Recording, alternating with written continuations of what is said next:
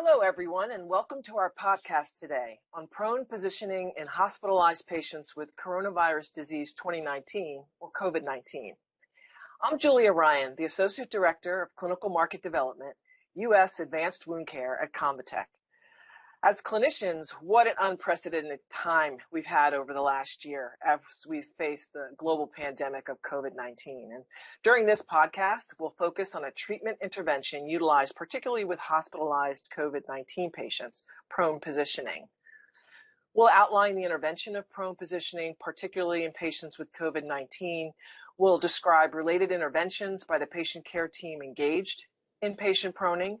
We'll discuss contraindications for proning and other special considerations related to this intervention. Today, we have the privilege of talking with critical care clinical nurse specialist, Kathleen Vollman, who will share her experience with patient proning, both in her clinical practice days and as she has consulted with clinicians more recently during the pandemic. Kathleen, tell us a bit about yourself and your experience with this patient intervention of prone positioning. Well, thanks, Julia. I'm really happy to be here. This is a topic near and dear to my heart because it is a mobility intervention, and it really involves the entire interdisciplinary team. So for everybody out there, I'm Kathleen Vollman. My background, I've been a critical care nurse for 40 years, 10 directly at the bedside, 13 at the bedside as a clinical nurse specialist for the medical ICUs at Henry Ford Hospital in Detroit. And since 2003, I've had my own company called Advancing Nursing, which is focused on creating empowered work environments for nurses through knowledge, skill, and process. So this fits right into that box or area. So in terms of proning, many of you probably don't know this, but the first time I proned a critically ill, mechanically ventilated patient was 1981. Yes, I am old, but you're thinking, wow, they did that even way back then?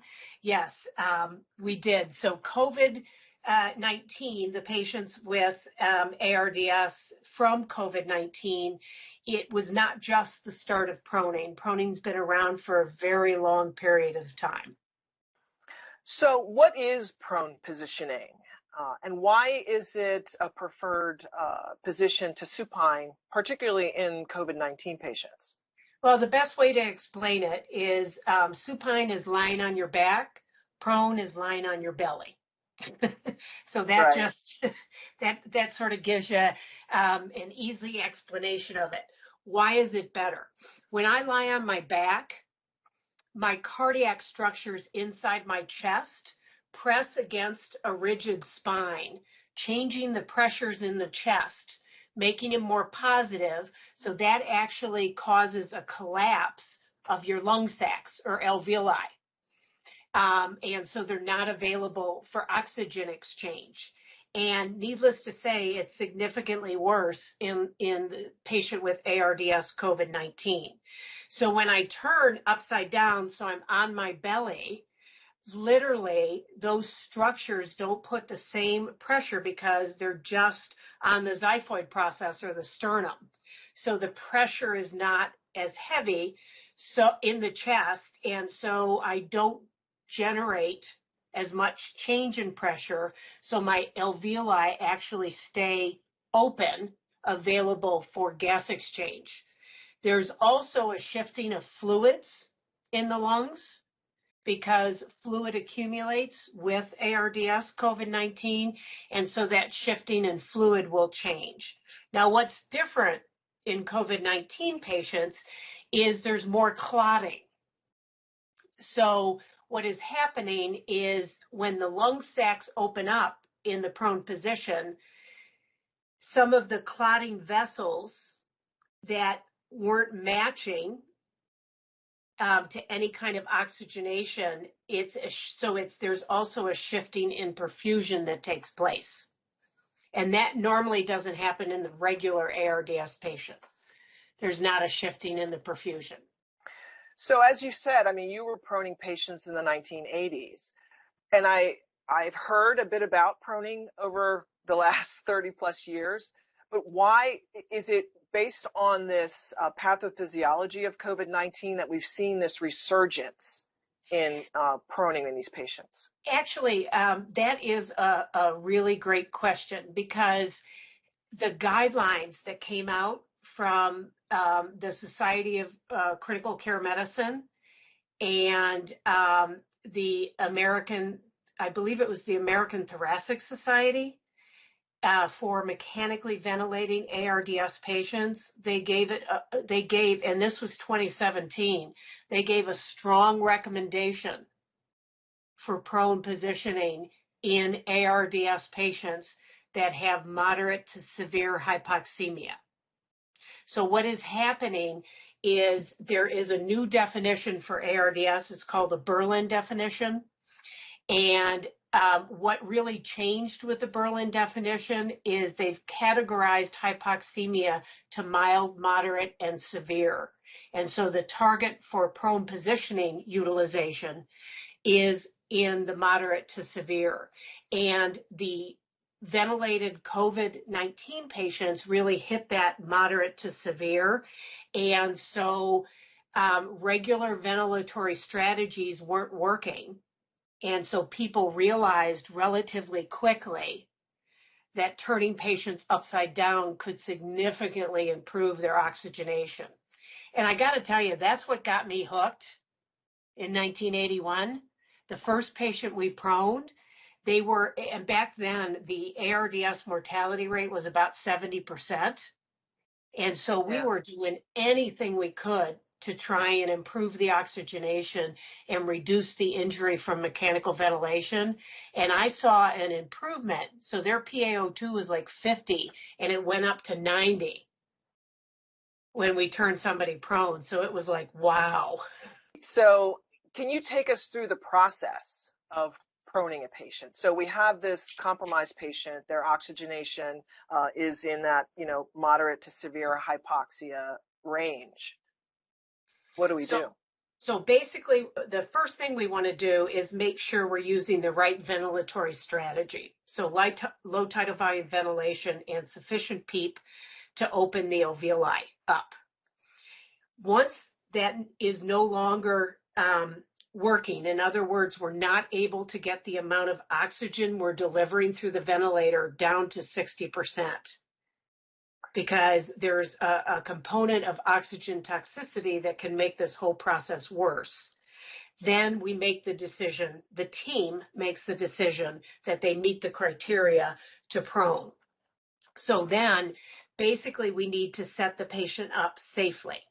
So some of places around the country have created proning packets, which include protective skin dressings for various parts of the body, and I'll detail that out a little bit.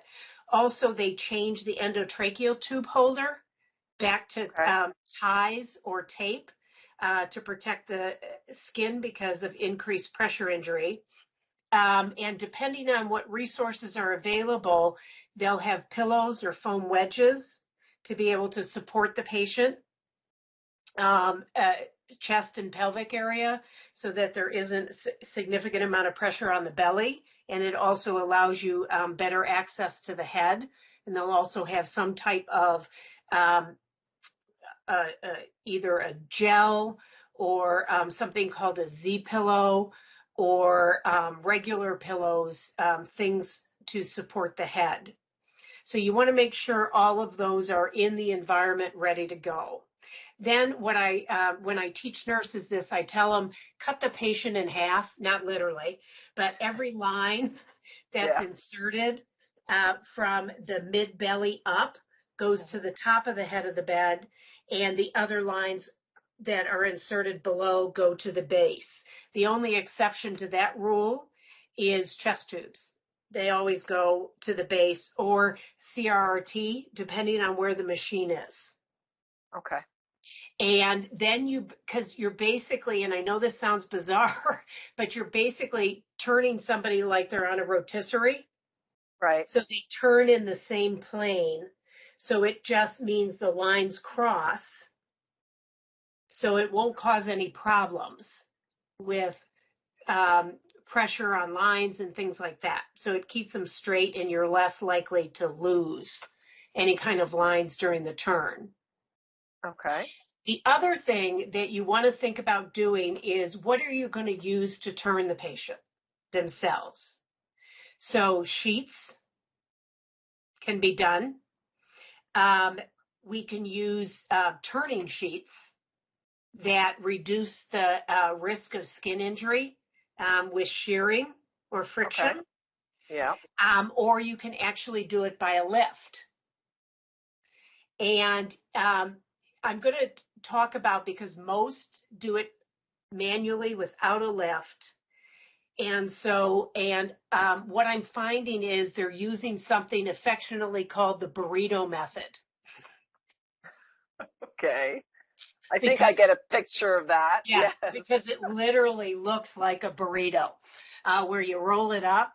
And so if in my perfect world, because that's where I live, and I work really hard to get everybody else to hang out in my perfect world, I would have this breathable slide sheet underneath the patient, and I would put another breathable slide sheet on top of them. I would put my foam wedges or pillows in the head, the chest, and the pelvic area. I would make sure, so I always turn the patient towards the ventilator because it makes it easier for controlling the endotracheal tube. Okay. So I make sure the tubing goes behind the head. And then so before I actually do the burrito roll, I move, so there's usually a team of 5, 2 people on each side, and a person at the head of the bed. And usually it's the respiratory therapist at the head of the bed. And their major role is to literally hold on to the endotracheal tube during the turn. And then there is usually a captain in the group. It's probably the nurse that's caring for that patient that does all the signals for turning. Okay. So those 5 individuals slide the patient to the opposite side of the bed of the ventilator. Then they put the second sheet on with the foam or the pillows, and they roll it tight. Hence And the burrito. into the burrito, that's right. And then the patient is turned a 45 degree, and during that time, and some places will actually take the opportunity and unwrap the burrito a little to put the EKG leads on the back and remove them from the front, or they'll run the procedure removing the EKG leads, because the turn is very quick. And so you can easily slap the EKG leads back on the back. So we take that 45 degree pause to make sure the respiratory therapist is holding onto the tubes, the lines are okay, everybody's in the right spot, and then you complete the turn. Kathleen, we've talked about the prone team members. What role does the physician play on the team? I'm glad you asked. They have a couple of roles. One, they could actually be one of those team members that's helping with the actual turn. But otherwise, it's extremely important to have the physician in the unit environment so that during the turn, if anything happens to the airway, they are available and ready to address any airway issues. So that's really their main role.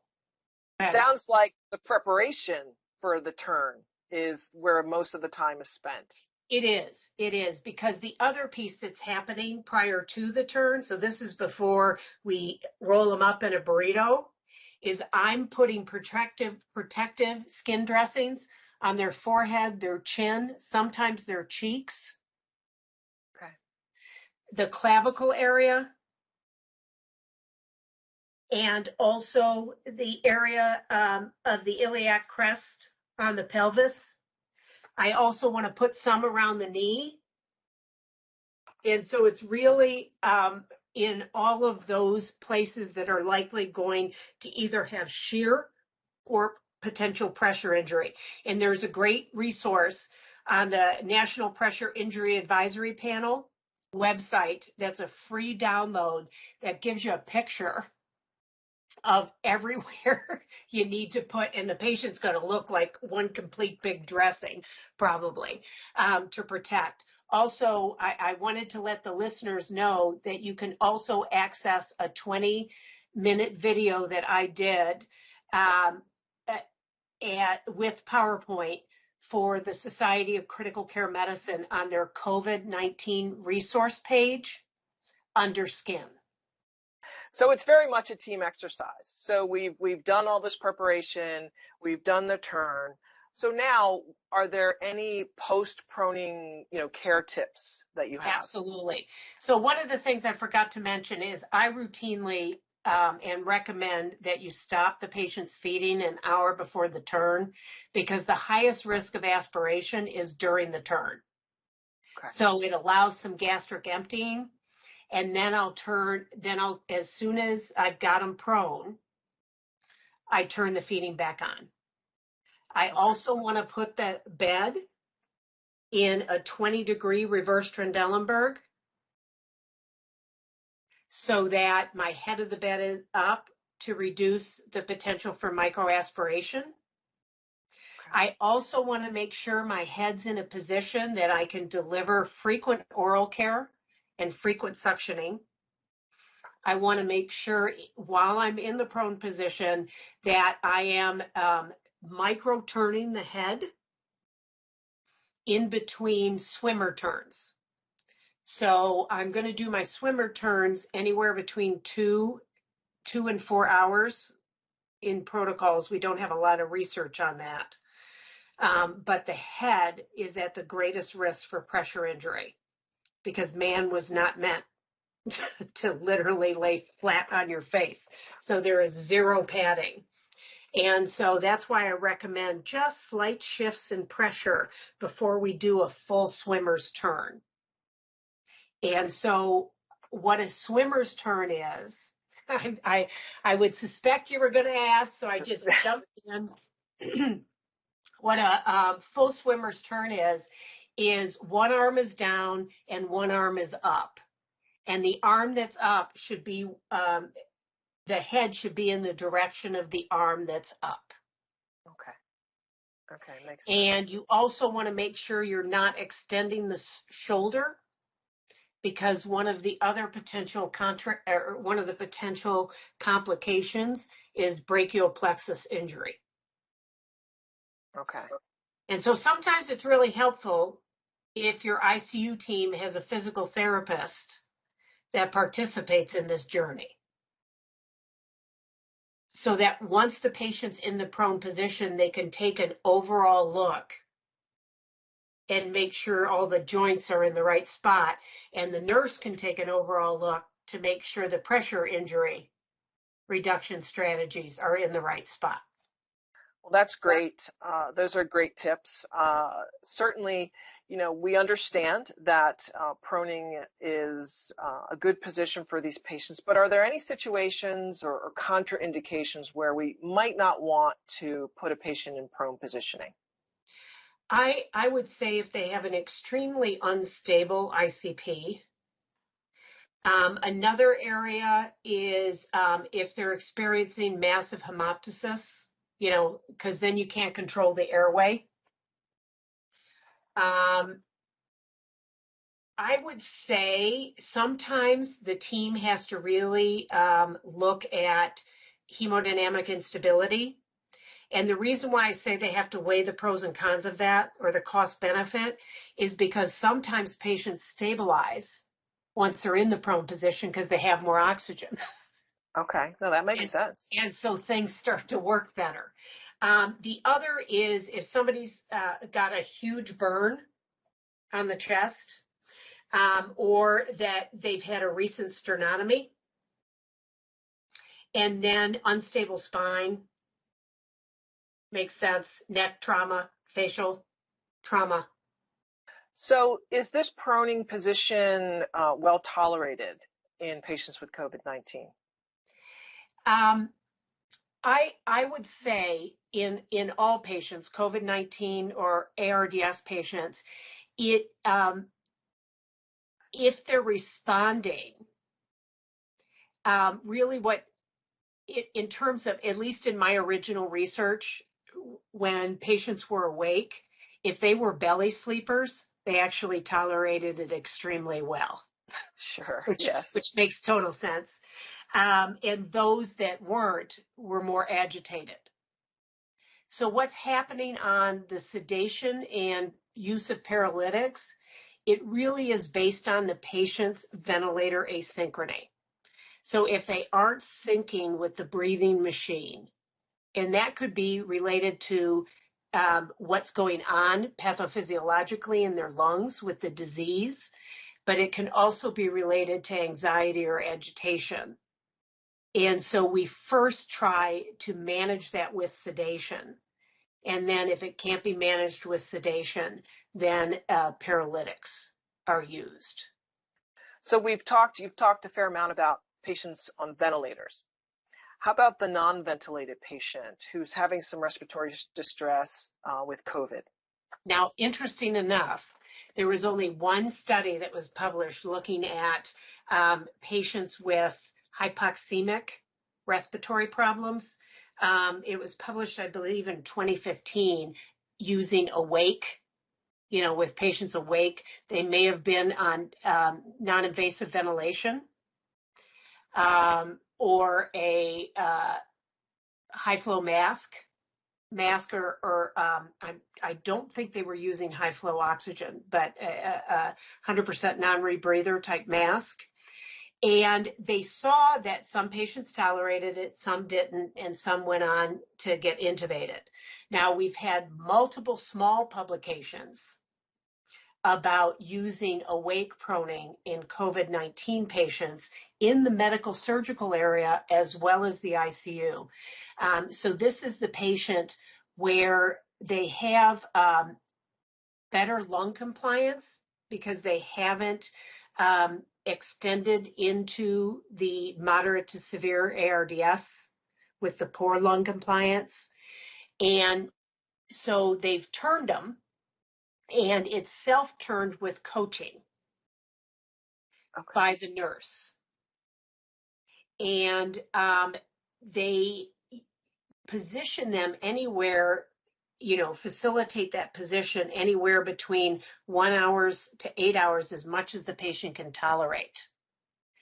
And it has shown improvement in oxygenation and has resulted in some patients not progressing in the disease. So that's a new learning, right? Yes, that's a new learning. But we're really waiting for full-on randomized controlled trials to assess that. But I will tell you, there are protocols out there now, and people are doing it and have anecdotally found great success. So how about we move on to some, special considerations? And I guess this is probably more applicable to the, patient in the intensive care unit on a ventilator is being prone. What happens if the patient suffers a cardiac arrest? Well, interesting enough, during COVID-19, the American Hospital Association put out a statement that basically said you can start CPR in the prone position, but they would still recommend moving the patient to the supine as soon as possible. Okay. So it is possible to do it. But I would also suspect your team would have to have knowledge of the procedure and process. And whenever I taught nurses about prone positioning or addressed it myself in the clinical arena, we always made sure we had a very quick way to get patients back into the supine position. So the process that you've described around getting the patient into prone position, as I said earlier, it's a team. Are there any adaptations in the protocol for those facilities who may have limited resources, mostly human resources, right? If they don't have the number of people to form this team, what can they do? Well, that's the challenge, because if you don't have a lift, which if they have limited resources of humans, I would suspect that they would have more humans than actual equipment. Okay.